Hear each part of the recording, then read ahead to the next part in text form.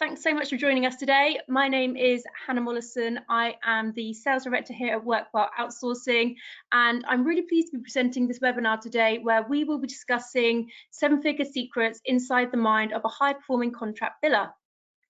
This webinar is part of our educational series from the Workwell Outsourcing Academy, where we provide industry insights and also support agencies with growth and try to provide as much value as possible. All of the webinars are available on either our Spotify or YouTube. So if you want to catch up on any of the previous episodes, you can find them all there. So for those of you who don't know who the Workwell Group are, we are the UK's largest service provider for recruitment agencies. So we offer services from funding, tech and outsourcing to international EOR, UK umbrella. And our goal is ultimately to let recruitment businesses focus on their core activity of recruitment, where we handle all of the operational functions.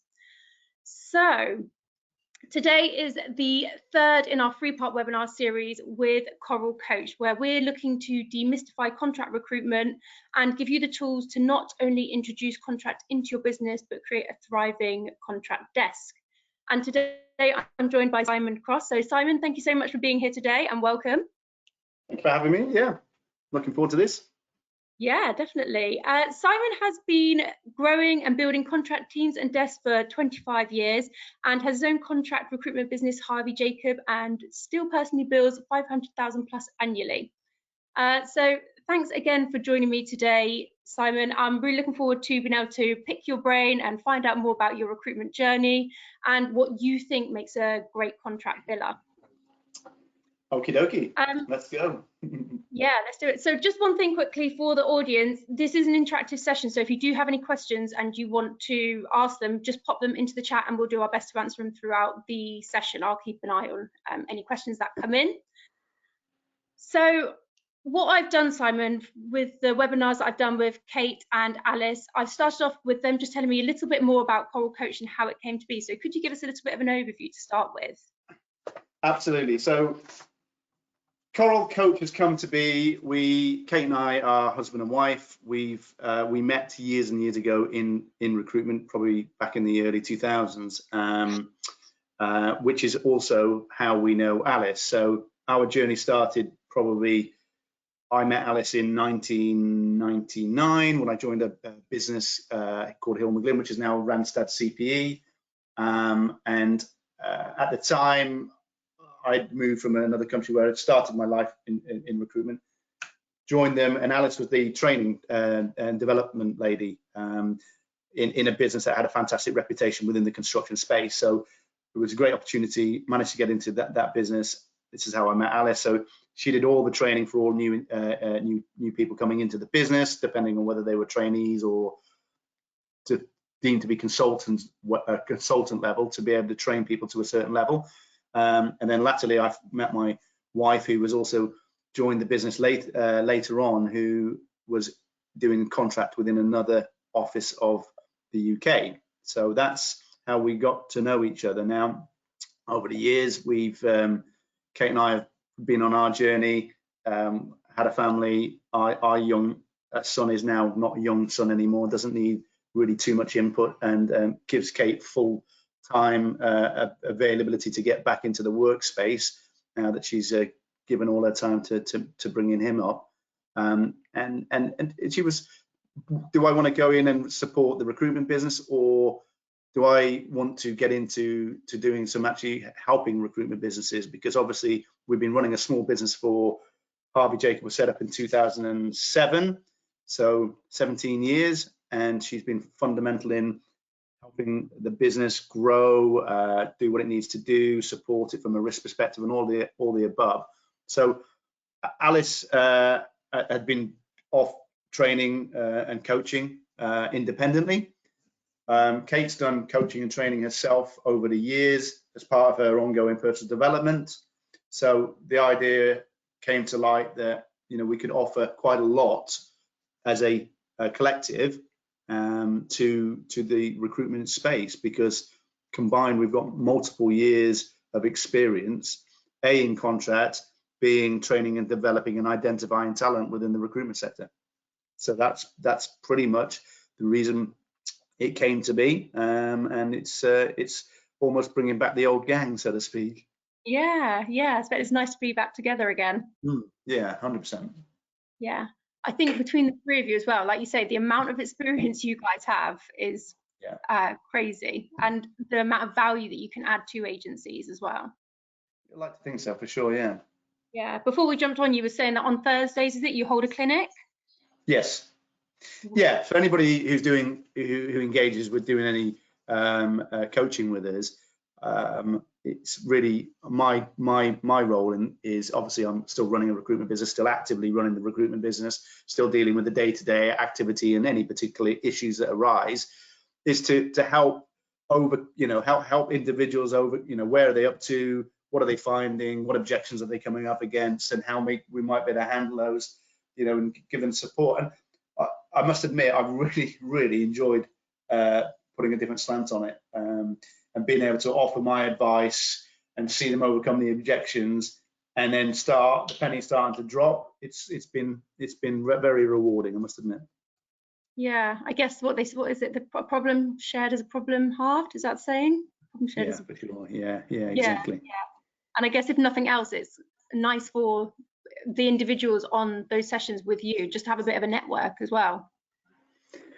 Oh yeah, exactly. If you're smaller businesses and you've got a few people on doing the coaching at the same time, they're starting to build camaraderie themselves. They're starting to realise they're not in the same boat, or only in one boat. They can share their problems together and start building some rapport. And I think it helps. It helps. It just helps lift them. They're not out there ploughing their own furrow on their own. They're understanding what successes other individuals have had, even if they're in different sectors. At the end of the day, it's still the same process. Yeah, definitely. Well, if anyone that is either listening or watching this today would like more information on Coral Coach, you can get in touch with either myself, or you can reach out to Simon, Kate, or Alice on LinkedIn, and we can provide you further information. So, shall we talk a little bit about yourself, Simon, then? Oh, my favourite subject, of course.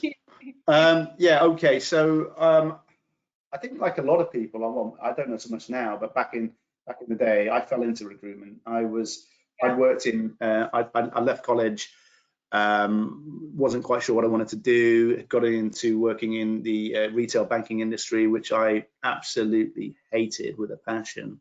So after a number of years, my father was in construction. He was out in the Middle East. I went out there probably when I was about 24, 25 years of age. Literally fell into it. I think literally got introduced. That's what happens quite a lot for recruitment, I think, isn't it? Totally. I was at a bit of a loose end, and I think the girl I was going out with at the time had got a job through this recruitment business. I went to meet the guy. He was very much a similar age to my dad, quite fatherly figure. Took me under his wing, and I literally learned the hard way. I was in the Middle East, and it wasn't anything like it is now. It was still quite a dust bowl, and it was door-to-door knocking, finding opportunities, and doing it quite the old-fashioned way. And it really taught me some things like resilience. And I think over there, the mentality is slightly different. So you think you're getting somewhere, and then something would happen left field. And the one piece I took from it was I kept on going, and I kept on going. And my boss at the time said, you're going to go somewhere in this industry because you've got what it takes. So I think at that time, after a couple of years grounding over in the Middle East, I got an opportunity with the company that I met Alice and my wife at, Hill McGlynn. I'd met with a few companies, but they definitely felt right to me. Now, as I joined them, I met the branch manager of the London office, who then became the MD of the Randstad CPE business himself. And we did some psychometrics with Thomas International and the likes. We want to look at a contract role for you, a role as a freelance recruiter. It's like, why? And they said, well, we think that that's the best fit for you. Okay, great, no worries. What are the pros? What are the cons? Well, the pros are, when it gets tough out there, what they tend to do is tighten up on their permanent spend as clients, but they will need to still have jobs and projects running. So they'll keep the contracts piece rolling, and their opportunities will be more abundant in that space. I was like, yeah, okay, I'm liking that. So it's almost not recession proof, but definitely can handle a recession better, all bought into that. So quickly grew. The business was quite small at that point, and then was on a growth strategy. Before long, I was managing a team of 12 consultants, and we were collectively the biggest part of the business in terms of revenue stream, all construction, and we were doing about 4 million in GM. So, you know, if you divide that by 12, there were, you know, from young to old. I mean, we had one very big biller in a sector, and the rest were probably 300,000 pound billers back in those days as almost a minimum. Yeah. So what year was that then? That was 1999 to 2005. I was in London, and then I decided that having had the taste of the sunshine, and having been brought up in abroad as a kid, I wanted to go and find a space where the sun shone a little bit more. So having had a little holiday to South Africa, I went, right, that's it, I'm doing it. So my old boss had set up Australia, so I tapped him up. He said 100%, yeah, I'd take you in straight away. Didn't end up going, and then went with another business that was a UK entity that had an Australian office. Yeah. But they'd got maybe 2 or 3 contractors running. It was what I would say incidental contract as opposed to targeted contract. Now, I'd had an Australian lad work with me within the business I'd been in London, Hill McGlynn Randstad, and he said, yeah, they're not particularly big, and all the vibe was they don't do contract out there. There's not really a market. They're permanent. Yeah, okay, fine. And I went out there, thought about it, and developed a business. I mean, clearly I was working around 2 or 3 permanent consultants. Great. There was already some information there, and I just picked my target audience. What's likely to wish to engage contract? Well, it's probably going to be quite fast-paced projects. Quick turnaround. If people aren't on a project, they're a cost to the business, so therefore it's viable for contract. There are companies that are struggling, they're hemorrhaging staff, they still got projects to complete. Great, that's opportunity. And before I knew it, I'd got sort of 45, 50 contractors running, doing $1 million Aussie dollar GM, and then hired in an Australian lady that had a bit of experience in the UK market within our sector. And, you know, I left after 21 months to come back to the UK. That's a different story, but you know, we had up to about 70 contractors at that point, 75 contractors. Right. Yeah, and I know, because I saw the old CEO just recently for a bit of dinner. It really that revenue, that continuous revenue, helped them kick on, and they've now got 3 offices. You know, and they're quite a big deal out there now. So I'm clearly not saying that's down to me. It was down to the leadership. But I think the continuity of revenue and repeat revenue meant they could forecast and hire off the back of it. Yeah. And do you have it? Obviously, that was a very new market for you, and it was a whole new country, so you wouldn't have had any contacts, any network out there. Do you have any advice for people going into a new market like that? What you found worked, what didn't work? Well, I think you need to look at, I think the old adage of the London UK recruiter is they could be a bit barrow boy, particularly in our sector, and that was not going to wash with the Aussies. You know, I found out quite quickly that they don't let you in straight away. You need to earn the right to get in there. But once you're in there, they're loyal dogs, properly loyal. So if you can prove your worth and you can prove that you know what you're talking about, that's great. But the first port of call is candidates. Get in with the candidates. Who are the candidates? What are they doing? Where are they working? How are they working? Oh, they are working contract. Great. Okay. So you start building up your market knowledge from the candidate base. You build your candidate pool up, and you're pooling up. You find out when they're finishing, and you look at the types of companies they've been working for, because those are going to represent opportunity for you to try and break into that market. And then also, you know, who are their competitors. So candidates are initially where it's at. You know, find out your information from your candidate. Yeah. Even when I spoke to Kate, actually, she was saying for agencies thinking about getting into the temp market that are currently just doing perm, speaking to the candidates was part of the advice that she had, just to see if they are interested in, speaking to the perm candidates to see if they're interested in doing contract, if they've considered it. So I guess it's kind of a very holistic thing to speak to the candidates, not just for the reasons you said as well. I think you'll find that if somebody's not working and somebody's out of work, and yes, their absolute preference is going to be a permanent role. But if you've got something attractive to offer on a contract basis, A, it means that they can go in contract. B, you can get them in with a client contract. C, there's a temp to perm opportunity. Now, where the benefit lies there is client gets to try before they buy properly. Yep. Candidate gets to try before they find out that they really like the company. Yeah. They're in there earning revenue for the business. If they go permanent, there should be no rebate because they've already checked each other out. So it's a win-win for everybody, including the agency. You may have to take a slightly lesser fee depending on how long they've been there, but it's a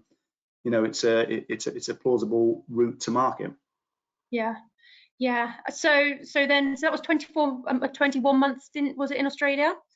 And yeah, it was about that. We got engaged, and I was all set for. I'd cut my ties, not cut my ties, but I hadn't taken any information or retained any information. Not that you should do, but I hadn't, so I got nothing. And we collectively decided that we should come back, get married, and be close to family for us to set up our own family. So we did that in 2007 in the April, set the business up, bought a house, got married, and very, very quickly had a baby. And then, oh Lord, the recession struck. Yeah, the big dark recession struck, and it was from going from a fresh-faced tanned individual, I became a stressed individual. The photos of before and after were quite. And to top it all off, you didn't have a tan. Yeah, we still look at it and we still giggle and think, oh my goodness me. But we got through it, we got through it. I managed to tap into the clients I had relationships with previously. I got into a market space that stayed buoyant. It was contract that I was doing, so therefore they were still hiring. And actually, we grew pretty quickly. There were some good projects going on. The Olympics were over here. I got tapped into a client doing that. And as it happens, coming out of the recession, we really were kicking. And it was a lot of hard work, a lot of dedication, and a lot of input from me. But it worked. From there, we've grown the business, we've shrunk the business. And fundamentally, you've got to look at your strengths and weaknesses as human beings. I am a biller.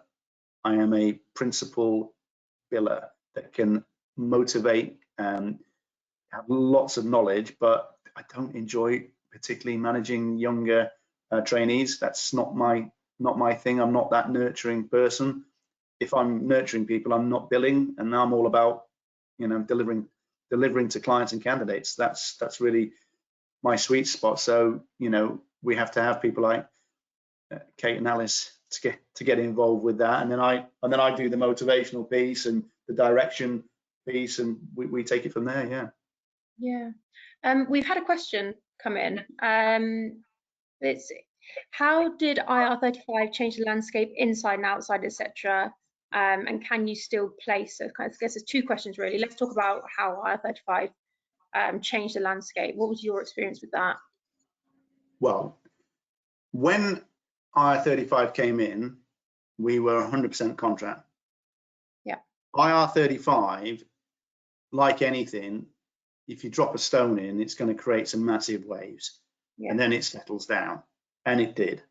So I started picking up permanent work, and because clients were starting to feel like permanent, no, it's too risky, we're too worried about it.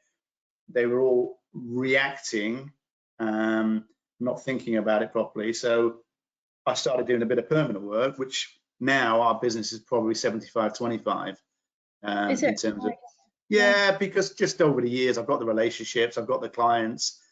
I don't want them going elsewhere if they don't need to, and I'm connected enough to know that I can probably move people around a little bit. So fine. So yes, it did have an impact. It did settle down. IR35 is a thing. It's an ongoing thing. In terms of our, different industries operate in a different way. In construction, there is a way of paying people as self-employed individuals. Then there are implications with regards to SDC rulings, supervision, direction, and control.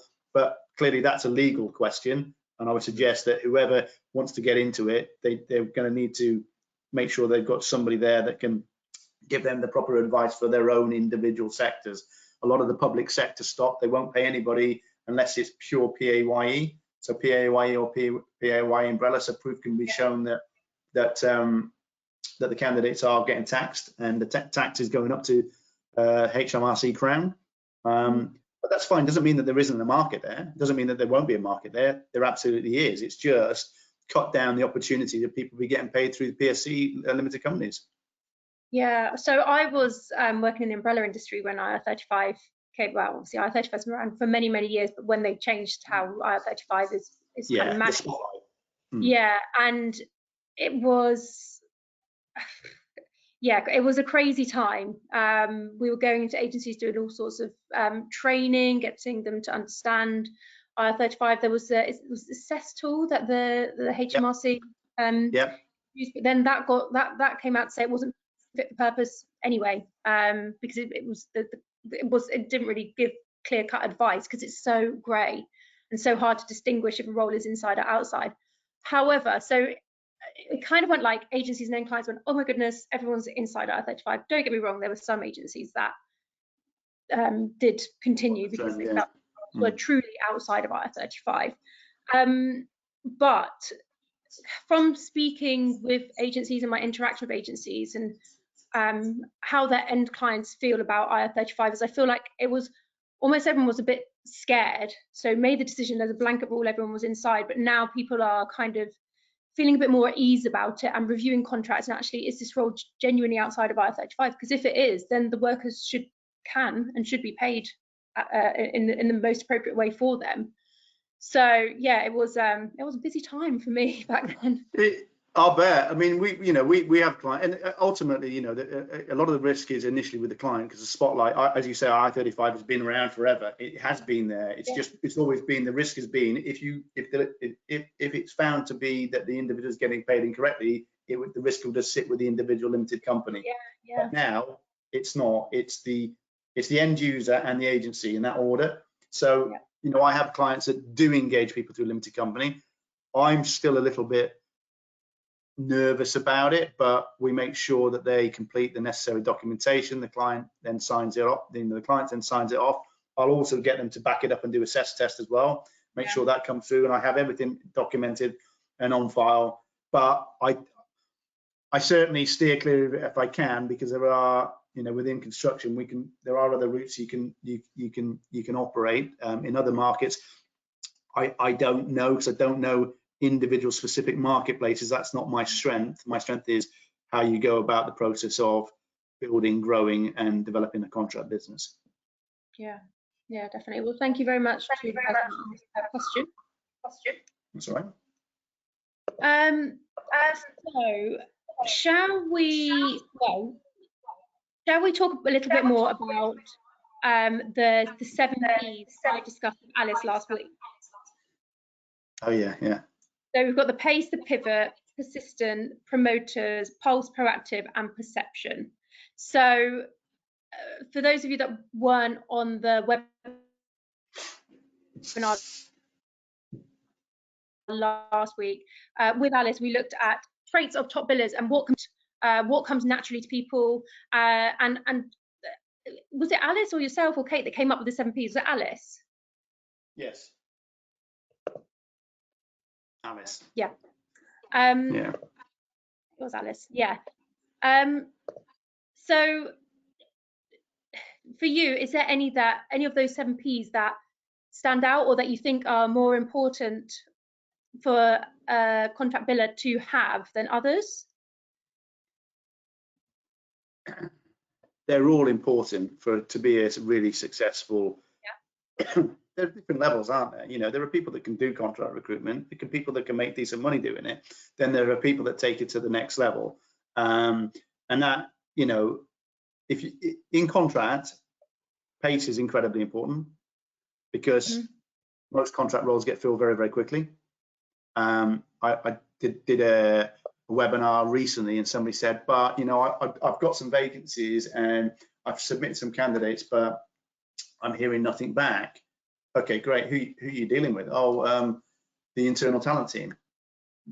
Okay, great. I steer clear from internal talent teams. Like, honestly, if I don't have to, I will go nowhere near with them, because for me, you're getting information. It may not be the first-hand information, and secondly, you'll be posting information, and you don't know that information matches what actually. Do you see what I mean? We don't understand the requirement properly. We're speculatively sending a candidate. Who's controlling it? There's no control. So for me, it's about you.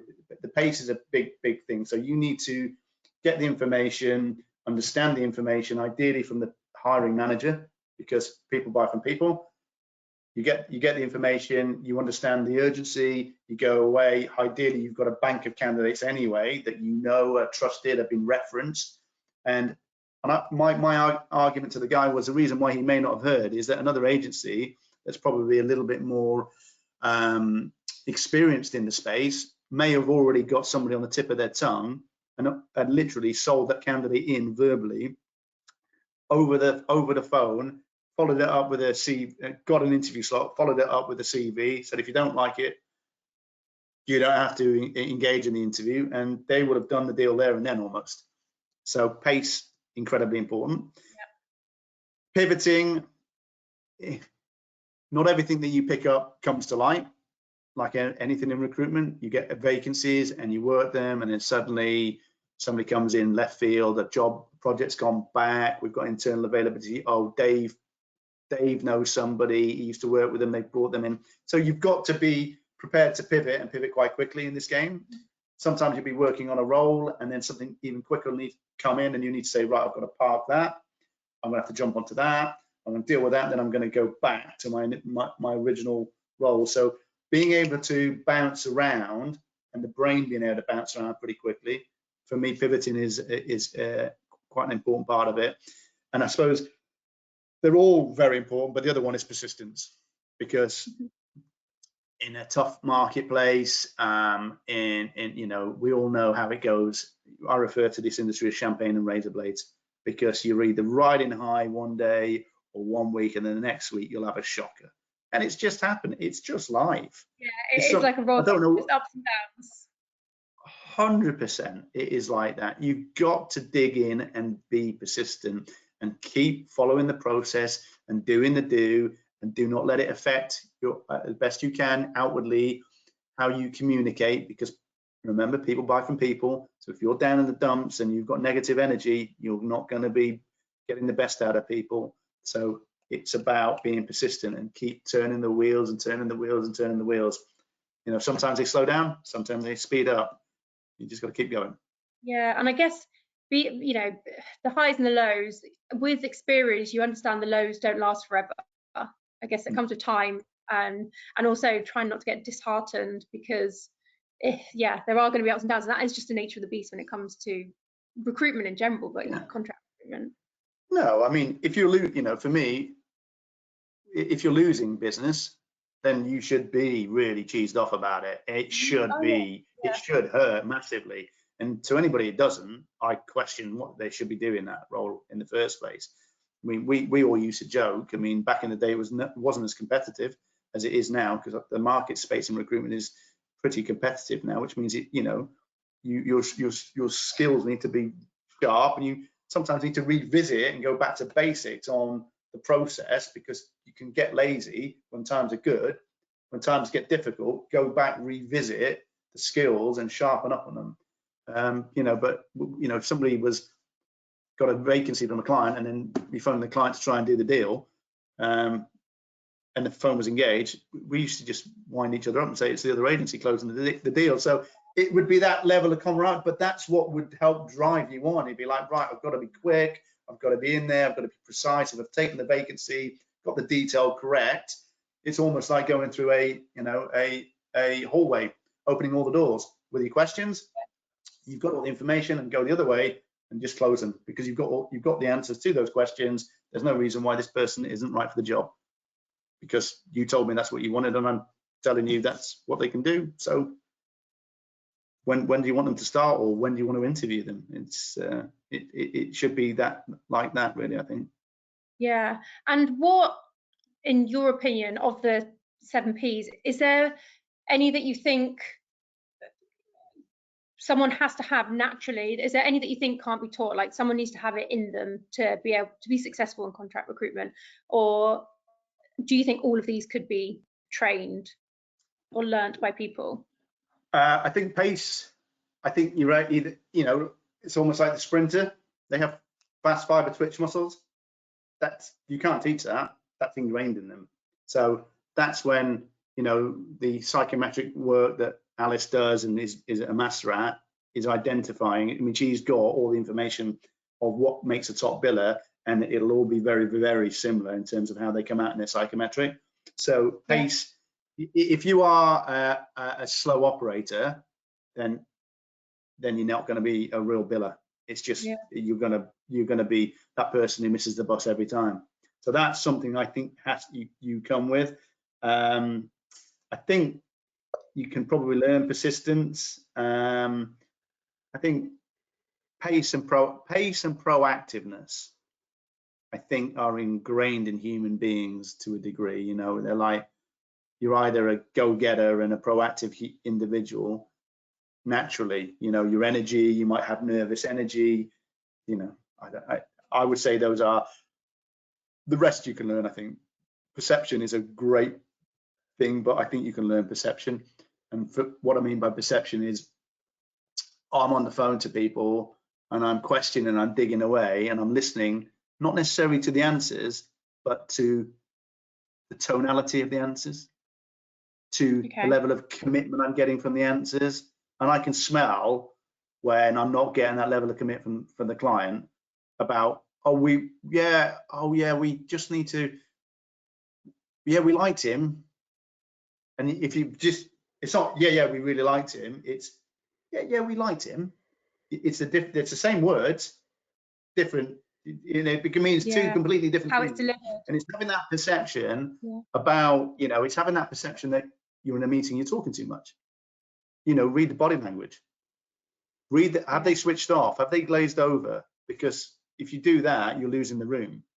So perception, but I think that can be taught. And that was something that we were 100% taught. I mean, back there, I go on about it again, but back in the day, when Alice used to run the training, we used to get trained on properly how to interview candidates, how to extrapolate the information in a process-driven format to get all you need, and then sort of maybe give them signposts of how we take them going forward and retain, exclusivity with the candidate, and vice versa with the client when you go meet with them, to understand the client, what their journey is going to look like going forwards, growth sectors, competitors, all of that stuff. But we wouldn't be allowed to do that until we'd been assessed, and then we were let off the baby reins, and we could go and do it on our own. So it meant that the level of consultant knew what they were doing. It was like a sign-off process before you could go and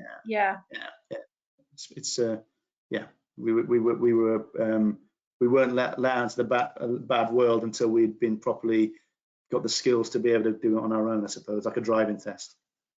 Yeah, I think that's a really good way to do it, though, because I expect there is so many agencies that kind of hire someone, and they may be new to contract, they may not, but they might not necessarily have, like an overview of what their, I don't know, their personality is like, what their strengths are, what their weaknesses are. But if they just bring them on board and then just leave them to their own devices, you don't know how they're going to be liaising with customers, with workers. So yeah, I think it's also about, people hire people because they can do the job, but so it's the old adage is, we want to grow a contract business. Yeah, okay, so we'll hire in a big biller. bad idea, really, really bad idea. You try getting a big biller out of a competitor, they'll be getting paid big bucks because, by the way, that recurring revenue that it built up is their commission, and it's an ongoing piece. So you're going to have to pay a big retainer to pull them out. Why would they want to come out? And by the way, what is the culture of that business compared to yours? Because if they're two similar businesses, but you operate differently, are they going to be a cultural fit? You know, if they're not, then that's where a lot of it falls over, is making sure that, you know, everybody understands, get the culture right in their business when they bring in and hiring in. Then you can work against, you know, what are the traits that this individual needs to have, along with the cultural piece. Then you're going to have half a chance, I think. And I guess that's also thinking about what culture you want your business to have. Like, yes, do these people fit into the culture, but what culture do you want from your business? Me? No, just in general. I'm just saying for agents. Yeah, I mean, 100%. I mean, I think it's a bit of a dark art, but again, you know, that's something that Alice has been doing and rolling out within businesses for years and years and years, is getting people to understand what it is that they want from their business, and then getting those foundations absolutely rock solid, and then they can build from it, and they can bring staff in, and they know what they're looking for in the individuals, not just I'm probably sounding really old, there's Yellow Pages, there's Google, away you go, on you go, businesses out there, go find it for yourself. There needs to be a strategy in place. Yeah. We were saying before we came on, I said we work quite a lot with startup recruitment agencies on the funding side of the business. And as I mentioned when we were discussing before, a lot of them are usually top billers within agencies, and they want to go out and do it on their own. And we find that, like, they're kind of just constantly chasing to get the next deal in and get stuff over the line, but looking at the bigger picture of what they want to achieve for their agency. And I think culture comes into this. If they get to the point where they're, you know, employing other people within the business, there's actually so much to think about, other than just, you know, less chasing the deals and getting new clients on board and placing contractors. I think that it works for a sprint, but not for a marathon. If you have that approach, yeah. Definitely. Yeah. I've got one more question, but before I ask, I just want to ask the audience, if the audience has any other questions, please do ask them now, because we're wrapping up shortly. But just one more question from me, Simon. I just wondered, what, from when you first started in the industry to now, what, other than, obviously, I mean, you know, we're probably on Teams a lot more nowadays, and picking up the phones, you said Yellow Pages a minute ago, but what are the, like, main differences? What do you think is good about how things are now, but what's not so good about how things are now? What do you prefer back in the day? Like, what's your thoughts on all of that? Okay, back in the day, I think because it was I think one thing you've got to be in this market to be successful is incredibly resilient, persistent, and work at a pace and be perceptive. They're key attributes, because it's so competitive out there. It can be like the Wild West, I think. That's how it's almost like quick draw McGraw. If you're not on it, you know, you have businesses that all have different styles about how they work. I'm not saying that there's right and there's wrong. What I enjoyed about it before was, you know, recruitment and recruiters can get a bad perception out there in the marketplace of being a bit, dare I say it, you know, second-hand car salesman, barrow boys. There is a perception out there of that. I certainly know there is in our sector. Back in the day, we had time to do the consultative and be consultative, and we were trained to be consultants. You know, now it's for me, it's so competitive. It's just about getting money on the board for a lot of people, and I just think it devalues what we do for a living, because I think, you know, as recruiters, we have an awful lot to offer. We're professionals in our own right. We know our sector much better than our clients do, and we should be there to be able to advise them correctly. Yeah. So yeah. Interesting. I hope that answered it. Yeah, that's very useful. Thank you. I'm going to wrap up there because we are slightly running over on time, but thanks so much for joining me today, Simon. I really appreciate you sharing all of your knowledge and your backstory. I hope the audience found it helpful and useful for their contract desk, and if they're perm and they're looking to open contract, hopefully it's given them some tips and tricks. This is the last in our 3-part series with Coral Coached. So as I said earlier in the webinar, if you want any further information, reach out to myself, Simon, Kate or Alice, who joined us on our previous webinars. You can also catch our previous webinars on YouTube and Spotify. So if you want to catch up on what we discussed previously, you can do. Hopefully just hearing Simon talk today, if you were unsure about reaching out to Coral Coach, it's given you kind of the nudge to reach out if you do have any queries or you think it might be useful. So I would say if it's something that is of interest, please do reach out to us, because I think it's definitely worthwhile. I'm going to be back in January with my next series of webinars, part of the Workwell Outsourcing Academy.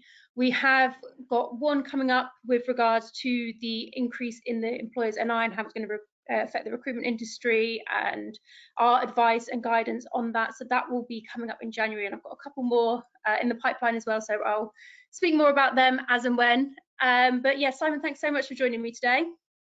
Thanks for having me, I appreciate it. And yeah, look forward to seeing everyone in the new year, and thanks for everyone for attending today.